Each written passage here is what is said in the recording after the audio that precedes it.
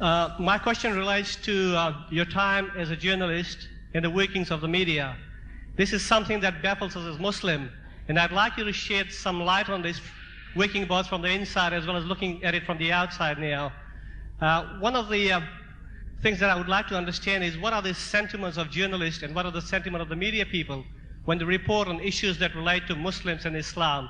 And I'd like you to shed some light on that. And I'd just like to highlight a comment that I picked up the other day in the New Zealand Herald.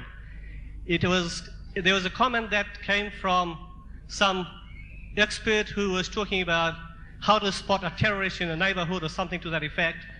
And the comment that was relayed or written down, it said, there are three groups of people in Europe that you can identify as terrorists coming from the Muslim community.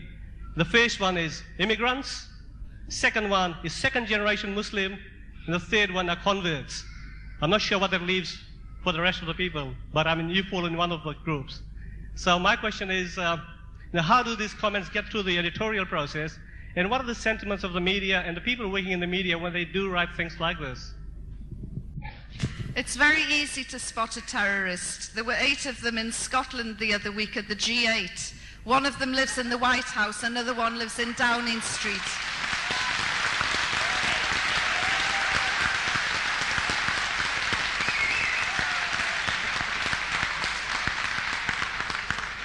And the biggest terrorist, the biggest war criminal, is in Israel. He's called Ariel Sharon.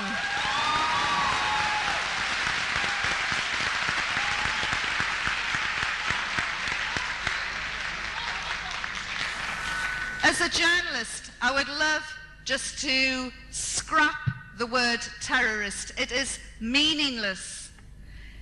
Nelson Mandela, one of the most revered statesmen in the world, was called a terrorist by Margaret Thatcher.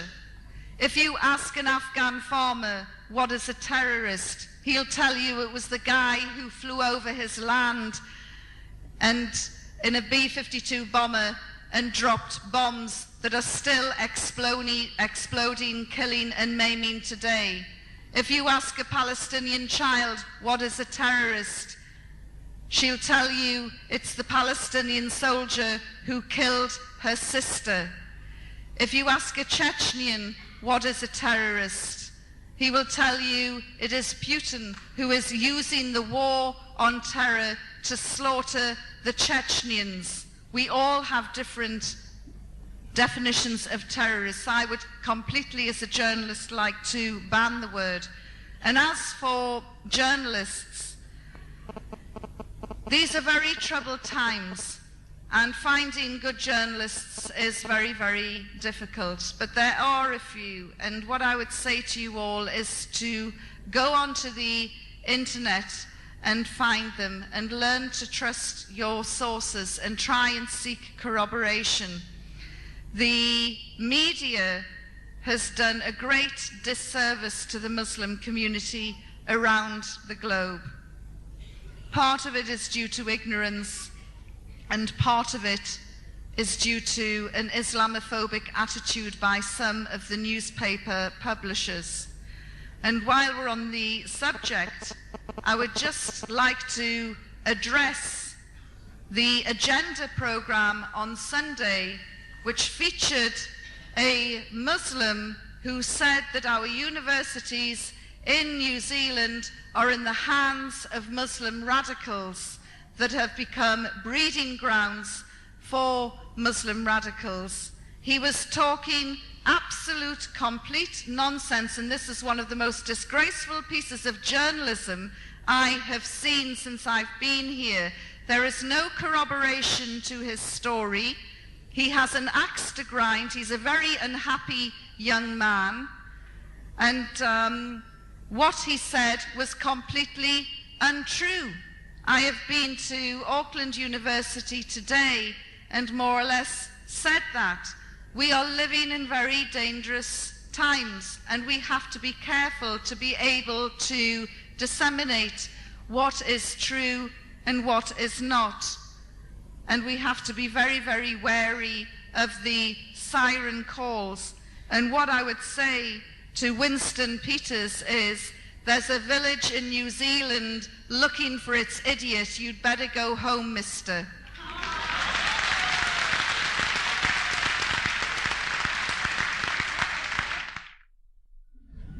Thank you, Yvonne. If you look back on the history, in 20 years back, we used to see the capitalist power and the socialist power, which is headed by the Americans and the Russians. But somehow, the socialist power was empowered by the capitalists.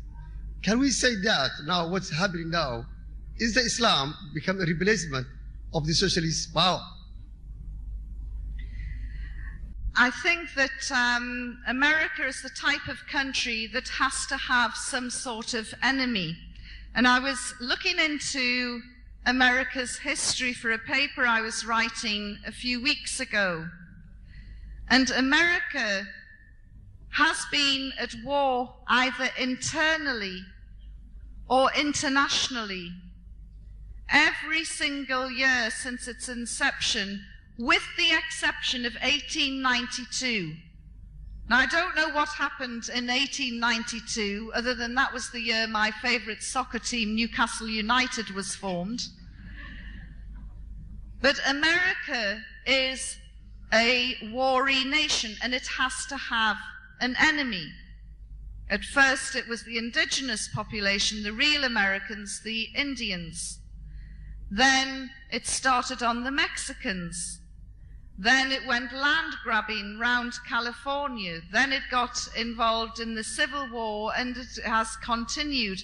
And for the last 50 years, it has been at war every single year, bombing more than 20 different countries. This is not a peaceful nation. It has to have an enemy. Communism has gone, and it has been, I feel, replaced by Islam. Islam is an easy target for the American administration, and it's very easy to whip up hysteria and hate against the Muslim community.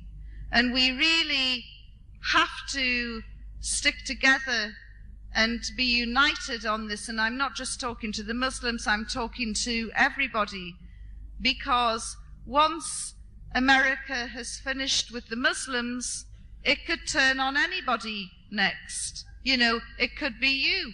So, you know, these are very dangerous days, and that's why I would urge you to be very careful when you see big scare headlines demonizing the Muslim community. Ora tātou. I'm actually come along tonight, and I first of all want to thank you for your heart-wrenching story that you've told tonight. We were invited tonight, and myself and two other colleagues from the Māori Party, and I need to say, please don't judge all Māoris by Winston Peters. He does not represent us.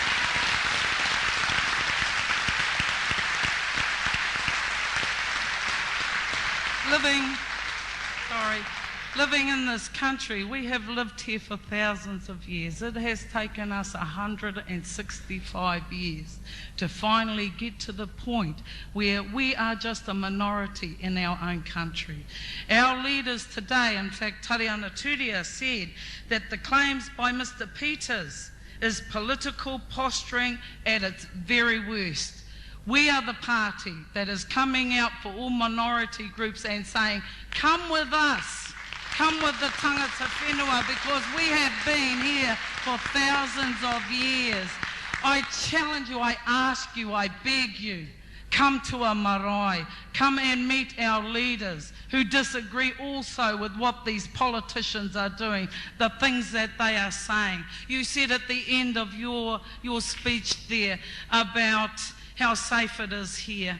What we need to tell you is that there are some unsafe things happening here as well. And not to put the fear, but to say all these minority groups, we have to come together. We really do. We have two major parties out there, but we have minority groups if we only come together. Because I can tell you, my leaders, Dr. Peter Sharples and Tariana Turia, share your views. That is why they go out into the newspapers and they say, we support the Muslim community here in New Zealand. Kia ora.